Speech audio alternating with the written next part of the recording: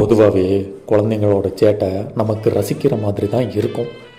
ஆனால் இங்கே உட்காந்துருக்கிற இந்த மூணு ஒன்றா சேர்ந்து சேட்டை பண்ண ஆரம்பிச்சதுக்கன்னா குரங்கே தோற்று ஓடிடும். அப்படி பொண்ணுங்க நமக்கெல்லாம் மண்டையை பிச்சுக்கிட்டு எங்கேயாவது ஓடிடலாம் போல இருக்கும். இதோ இங்கே உட்காந்துருக்கு பாருங்க, இதுதான் என் ரெண்டாவது தங்கச்சிக்கு ரெண்டாவதாக பிறந்த உத்தம புத்திரர். முழிக்கிறதா பாரு, திருவிழாவில் காணாமல் போனவர் மாதிரி.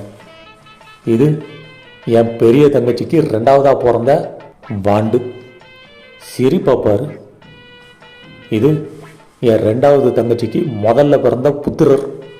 எபா, இந்த மூணு பேரையும் கட்டி மேய்க்கிறதுக்குள்ள நாம் பட்ட வாடி இருக்கே.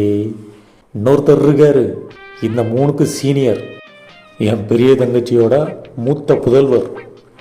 அவர் வரல, எங்கேயோ கிரிக்கெட் விளையாட போயிட்டாராம். எபா சாமி.